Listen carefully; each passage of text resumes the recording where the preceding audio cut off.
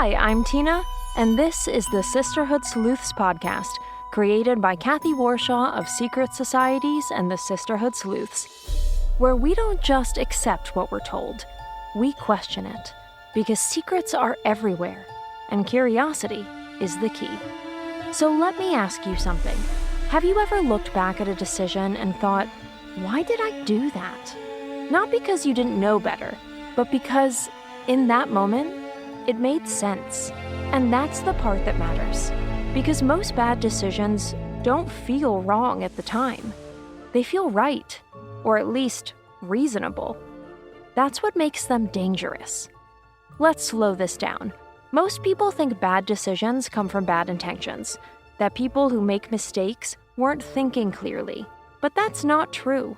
Good people make bad decisions all the time. Not because they're careless, because something influenced how they saw the situation.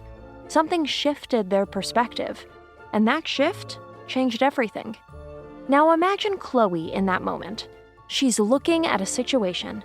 Everything seems clear, everything seems logical, but something is missing. Not obvious, but important. And that missing piece leads to the wrong decision. That's how it happens. Not through chaos, through incomplete understanding. Now let's go deeper. There are specific reasons why good people make bad decisions, and most of them are invisible in the moment. The first reason is pressure. Not always obvious pressure, subtle. Time pressure, social pressure, emotional pressure. Now imagine this. You need to decide something quickly. There's no time to think. So you choose, not based on full clarity, based on urgency. And urgency changes how you think. Now, Gil would recognize this immediately because he understands something critical. When pressure increases, clarity decreases. Not because the situation changes, because your thinking does. That's the first shift. Now let's go to the second reason. Incomplete information. You don't have everything, but you think you do. And that's the key. Because if you know you're missing information, you're cautious. But if you think you have enough, you act. And that's where mistakes happen. Now imagine making a decision based on what you know. But what you know is only part of the picture. That's not carelessness, that's a limitation. Now Yuki would approach this differently. She wouldn't assume completeness. She would ask, what am I not seeing? Because that question protects against incomplete understanding. Now let's go deeper. The third reason is emotion. Not extreme emotion, subtle. Wanting something to be true. Wanting to believe someone, wanting to avoid conflict.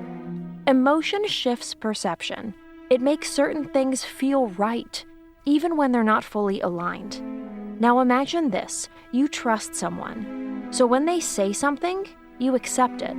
Not because you analyzed it, because you feel it's true. That's emotion influencing decision. Now Lily would notice this, not just in others, in herself. Because awareness starts internally.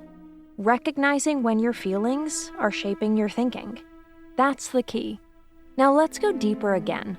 The fourth reason is assumption. Filling in gaps without realizing it.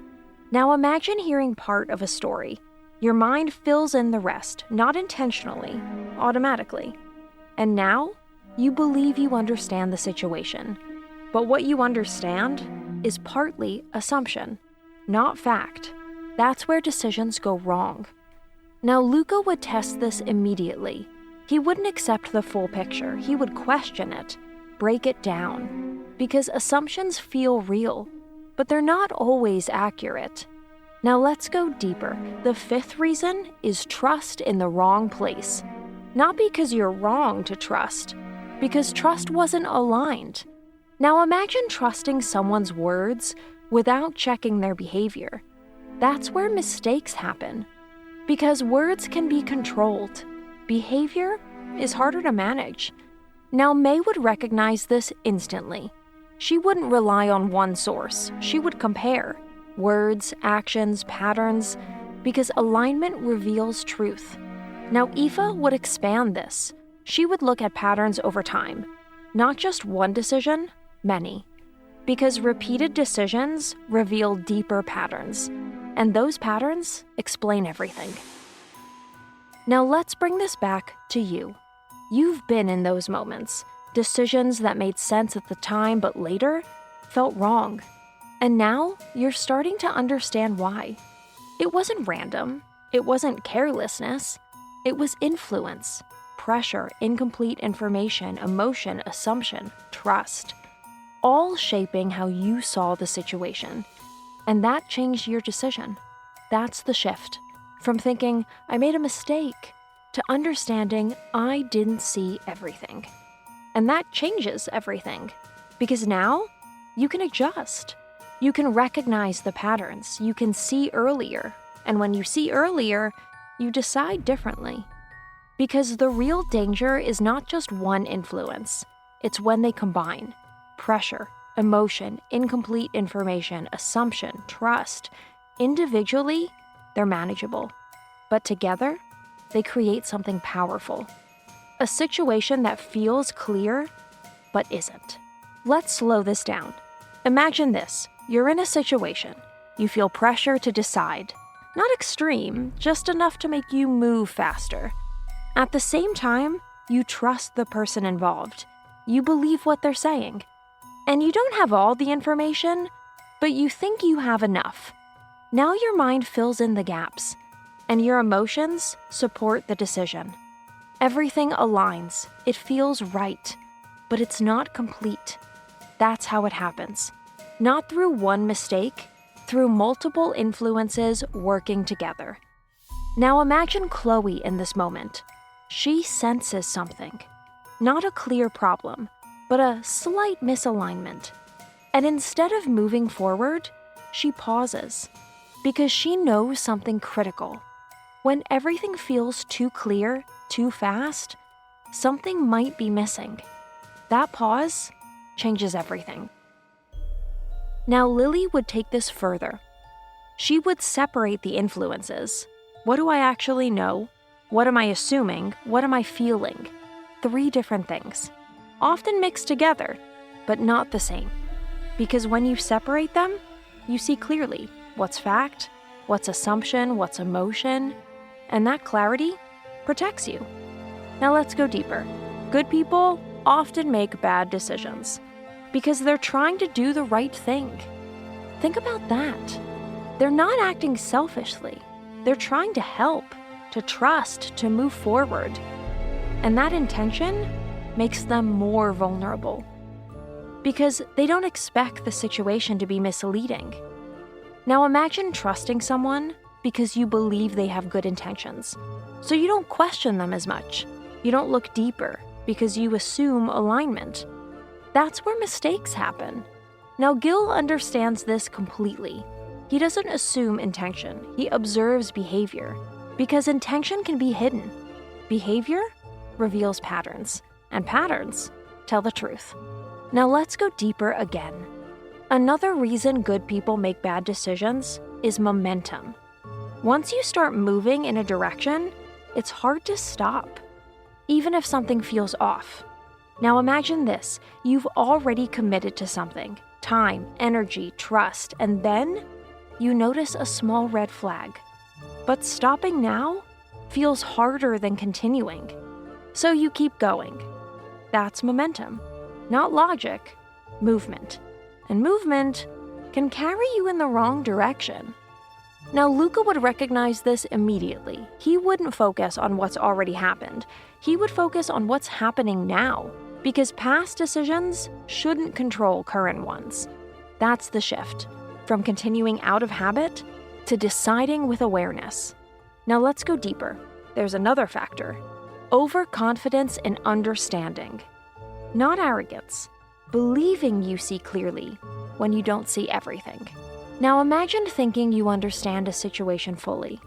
So you stop questioning, you stop observing, you move forward. And that's where mistakes happen. Not because you didn't think, because you stopped thinking too soon. Now Yuki would approach this differently. She never assumes full understanding. She tests it, questions it. Because systems fail when assumptions go unchecked, and decisions are systems. Now let's go deeper again. Good people also make bad decisions because they want closure. They want resolution. They want to move forward. And uncertainty feels uncomfortable. So they decide. Not because it's clear, because they want clarity. That's the difference. Now, May would recognize this immediately. She wouldn't rush to resolve uncertainty. She would stay with it, because clarity comes from understanding, not from deciding too quickly. Now, Aoife would expand this. She would look at the full pattern, not just one decision, many, because repeated decisions under pressure reveal deeper habits. And once you see those habits, you can change them. Now let's bring this back to you. You've been in these moments where everything seemed to align, where the decision felt right, and later, you realize something was missing. And now, you're starting to see why. It wasn't one mistake. It was a combination. Multiple influences working together. And that's the key. Because once you see how they combine, you can separate them. You can slow down. You can ask better questions. You can see what's missing. And that changes everything. Because now, you're not just reacting to situations. You're understanding them. And understanding leads to better decisions. But there's one more step. And it's the most important one. How do you prevent this from happening again? Because awareness is only the beginning. Now you understand something most people don't. Bad decisions don't come from bad people. They come from incomplete clarity. And once you understand that, you can stop blaming yourself, and you start improving how you decide. That's the shift from judgment to awareness. Let's go back to that moment. You're about to make a decision. Everything seems to align. It feels right, it makes sense, but now, you're different. You don't rush, you pause. Not out of fear, out of awareness, because you know something important. When everything feels clear, you look deeper. Not because something is wrong, because something might be missing. That pause is where everything changes. Most people don't pause, they move. And in that movement, they lose clarity. But you slow down. Just enough to see more. Let's step into this like a real sleuth. Chloe doesn't just trust the moment. She checks it. Not aggressively. Clearly. What do I actually know? Not what she assumes, not what she feels, what she knows. That question cuts through everything. Now Lily would take this further. She separates the layers. Fact, assumption, emotion. 3 different things, often mixed together, but not the same. And when you separate them, you see clearly what's real, what's uncertain, what's influencing you. That clarity protects you. Now Gil turns this into control. Not control over the situation, control over himself. He doesn't let pressure decide for him. He doesn't let urgency rush him. He decides when he's ready. And that's power. Because when you control your timing, you control your decisions. Now let's go deeper, because here's the key. You don't need perfect information to make a good decision. You need enough clarity and knowing what might be missing. That's the difference. Now imagine this. You don't have every answer, but you recognize the gaps. You see where information is incomplete. You understand where emotion is influencing you, and you adjust. That's clarity. Not perfect, but strong. Now, Yuki would approach this like a system. If something doesn't align, she doesn't force it. She pauses. She gathers more data. Or she changes the approach. Because forcing a decision doesn't create clarity. It hides the problem. Now, May would go deeper. She would ask, what is influencing me right now? Pressure, emotion, trust? Because once you see the influence, you reduce its power. And that changes your decision. Now, Aoife Aoife would step back. She would look at the pattern, not just this moment, many. Because decisions don't exist alone. They follow patterns. And when you understand your patterns, you improve them. That's growth. Now let's bring this back to you. You're no longer just making decisions. You're understanding them. You're seeing what influences them. You're recognizing when something feels clear but isn't complete. And now, you're staying in control. Not rushing, not hesitating, but deciding with awareness. That's the shift.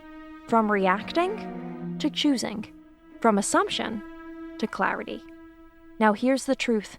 You will still make mistakes. Everyone does. But they will be fewer. And when they happen, you'll understand why. And that understanding makes you stronger because you learn, you adjust, you improve. That's real confidence. Not never being wrong. Knowing how to get better. Now think about that. How different would your decisions be if you saw clearly? If you recognized influence before it shaped your thinking? If you paused just enough to understand what's really happening? That's what you're building. Not perfection, clarity. And clarity changes everything. Because when you see clearly, you decide differently. And when you decide differently, your outcomes change. That's power. So the next time you're about to make a decision, pause. Ask yourself, what do I actually know? What might I be missing? What is influencing me? And then decide with clarity, with control, with awareness. This week, your mission is called Pause Before the Decision. At some point this week, you're going to make a decision. Maybe it's trusting someone, saying yes to something, reacting emotionally, believing information quickly, following a crowd, making a fast choice under pressure. Before you decide, pause. Then ask yourself, what do I actually know? What am I assuming? What emotions might be influencing me right now? Am I missing part of the picture? Am I feeling rushed to decide? Write down one decision you almost made too quickly. What influence was affecting your thinking? So pressure, emotion, trust, assumption, or urgency. And how slowing down changed your perspective. Your mission is not to become afraid of making decisions. Your mission is to become aware of how decisions are made. Because real sleuths understand something important. Bad decisions usually don't begin with bad intentions. They begin when pressure, emotion, and incomplete understanding combine together. And the people who learn to pause often see what others miss.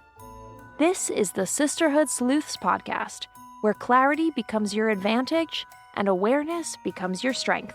The next episode is all about the difference between confidence and arrogance, and why that line is so easy to miss.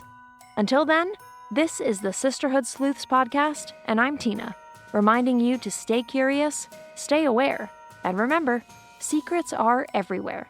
Curiosity is the key.